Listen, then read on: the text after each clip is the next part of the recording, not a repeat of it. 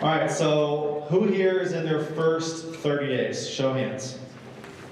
Okay, about a third of the room. That's awesome. So our next trainer, and he's going to share his story, so I'm not going to steal his thunder, but our next trainer literally had his back up against the wall and went to work, watched the videos, super coachable. Help me welcome to the stage Mr. Peter Unger.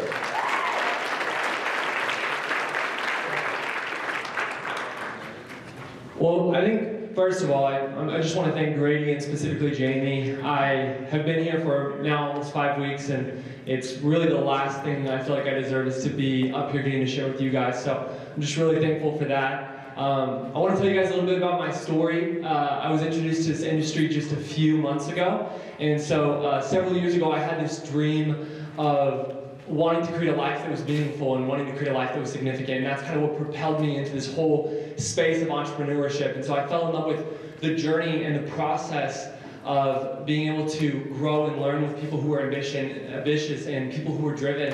And it was just such an exciting atmosphere, but it was also one that was never really that stable. And so when I got married a few years ago, one of the biggest things I realized was that I was going to need to find something that was actually stable for our family.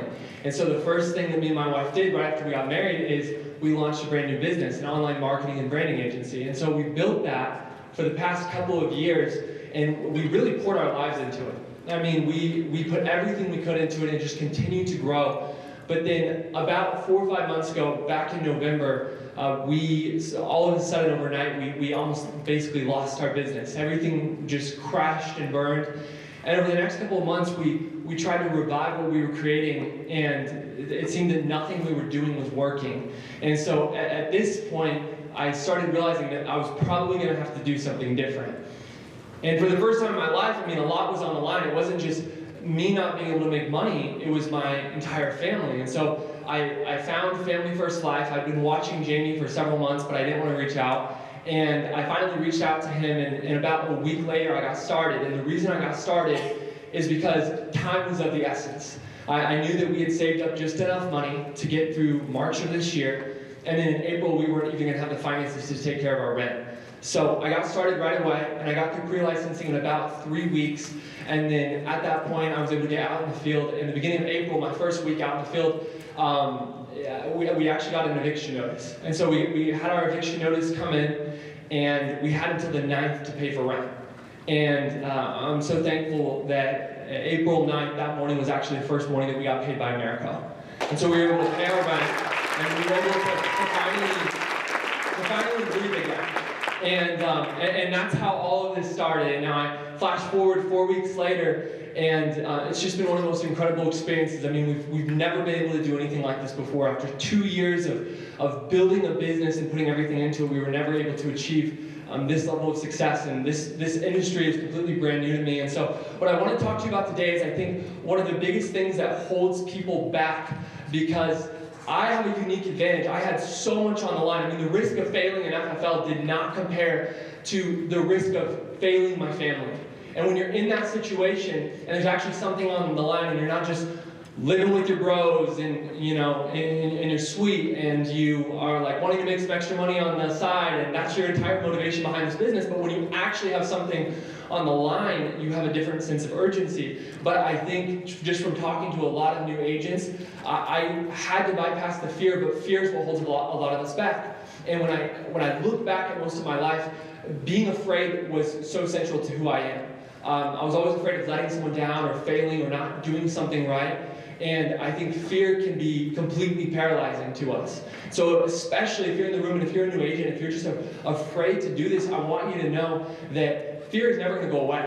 I mean, in the last couple of years, one of the biggest things that's helped me to grow as a human being has just been saying yes to things that made me incredibly uncomfortable and things that terrified me. But they've been some of the best decisions of my life. And so fear, it's never going to go away. It's just going to change form. And what that means is, like, maybe as a kid you're afraid of the dark, but as an adult you're afraid of, like, living a life without significance and being forgotten, or living a life without love.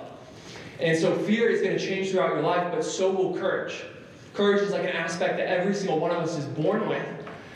But over time we lose it, or it grows inside of us. I mean, some of us, you used to be the biggest risk takers in the world. Some of us, the sky was the limit, and it's like that part of us has died. And then for others, it's a deficiency you were born with. You've made an excuse why you've never, ever really had courage. And so at the end of the day, there's always going to be something that we're afraid of, and maybe it's building this business for someone in here, but there's also always going to be able to be a choice where you can choose to have courage in a moment where you want to step back. And so what I want to share with you is what I believe to be the single biggest factor over the last 5 weeks that has helped me to be able to write $55,000 worth of business in my first month in this industry. And that is that every moment that I felt like stepping back, I've just taken a step forward. And I just want to encourage you, when you feel like stepping back, step forward. And every single time you do, whether that's going to an appointment, whether that's picking up the phone after someone just yelled at you, every single time you do that, you're building your internal world. And what you're doing is you're making a harder decision, but it's increasing your belief in yourself. It's causing you to have more confidence in who you are. And so there's really 3 things that I think I've done over the past 5 weeks that have helped me to grow in this business and to get these results. And the reason why I wanted to share these ones with you today is because they're not in the boot camp. But I do want to give the disclaimer that all I've done over the last 5 weeks is I've followed the system. I've gone through every single thing in the boot camp, and I've tried to implement as much of that as I possibly can. But practically speaking, outside of that, really the 3 factors that have made a huge impact have been, number 1, ownership. And ownership, I mean, this is your own business. This might be the first time some of us have ever been self-employed, but your manager's not going to build your business for you. And no one else is coming for you to grow this thing. And so if you don't make the decision that you're going to be the owner of your agency, even if it's just you, even if you just want to be a producer, then you're never going to really be able to grow this. Without ownership, there's always going to be an excuse and a reason you're not growing. The leads aren't working.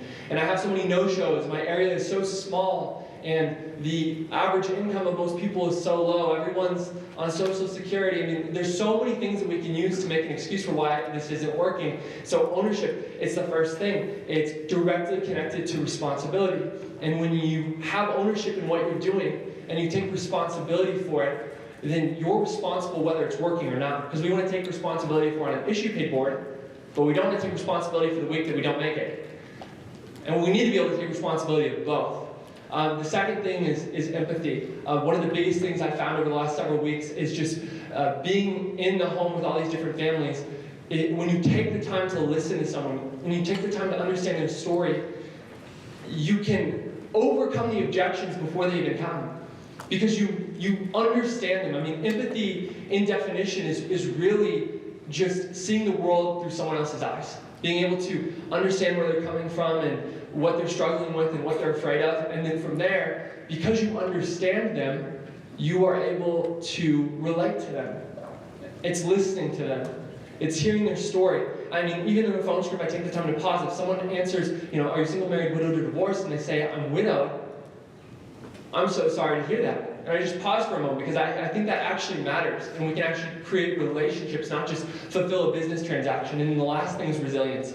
I mean, how many people do you know in your life that can pinpoint a singular moment or a point in time that's responsible for where they're at today? The reason why they're shipwrecked today is because of a relationship or how someone mistreated them. You can choose to be a victim or you can be someone who's resilient. Because we also know people who, no matter what they've gone through, they come out the other end and it seems like they're stronger. And that's what resilience is. And it's directly connected to being resourceful. It's directly connected to figuring it out and just making it work. I mean, I live in New Mexico. It's the 49th poorest state in the country. And a lot of the policies that I'm setting up are like $200 to $300 a year policies. I haven't set up really any big policies because that's really all most people can afford. And I could say, oh, it's because of my area that things aren't working out. But that's not the case. We can do this anywhere. And everyone everywhere needs life insurance. And so I just want to close with this idea that every decision you make, choosing to take ownership in your business, choosing to be empathetic to your team and to the people you sit down with, and choosing to be resilient. Every time you make those micro decisions, it's building your internal world, and you cannot change the world around you until you change the one inside of you. And so that's where we have to start. Courage it's essential to this business, and it might be the biggest thing that's holding you back. But the only thing scarier than failing in FFL could be never knowing if you could have succeeded. So I just want to encourage you guys to be courageous, to step forward when you feel like stepping back. Every single moment it feels uncomfortable. That's how you know it's your moment. and that you don't have to go on this journey to find courage. Courage is within you. And so all you need to do is you need to make the decisions that are going to pull it out of you. Know that what you need to succeed is already in you. It's not in a book or a podcast. You already have everything that it takes. And if you just stay active, I mean, the only thing more important than activity in this business is the intention and the posture we have behind that activity. If you move fast enough, fear will not be able to catch up with you. Thank you.